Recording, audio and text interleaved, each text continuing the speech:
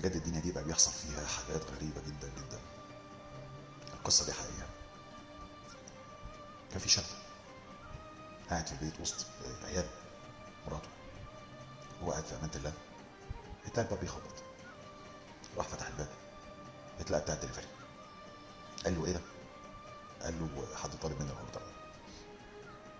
فدخل لزوجته، هي كانت في الحمام ساعتها، قال لها انت طالبه اوردر؟ قالت له اه. لا طيب تمام. حط ايده في جيبه عشان يحاسب الراجل ما تلاقيش فكه. رجع لها تاني قال لها دلوقتي انا مش معايا فكه، انت معاكي فكه؟ قالت له افتح شنطتي هتلاقي فيها فكه وحاسب الدليفري. قال لها تمام. وهنا بقى كانت المصيبه. فتح الشنطه بتلاقي فيها صوره شاب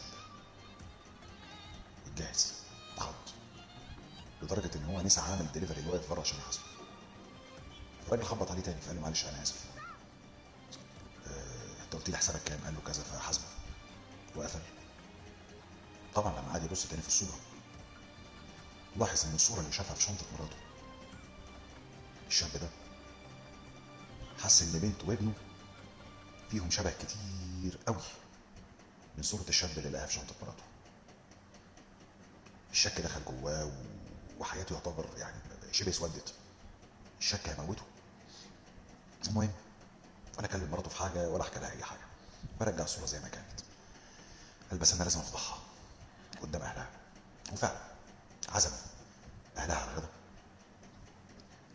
وحطوا الاكل وتمام، وما جايين يتغدوا قام قايم مره واحده من على الترابيزه وقام قايل لهم بنتكم محترمه اللي متربيه اللي انا سبت الدنيا كلها واخترتها، اللي ما كانتش بتقوم من على السجاده زي ما بتقولوا يعني، بتخوني.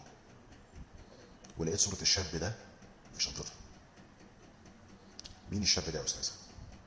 بيعمل ايه في شنطتك؟ الاب والام اجابتهم كانت صدمه، كانت مصيبه بلا مبالاه. قالوا له ايه؟ قالوا له دي صوره مراتك وهي في ثانوي يا حبيب.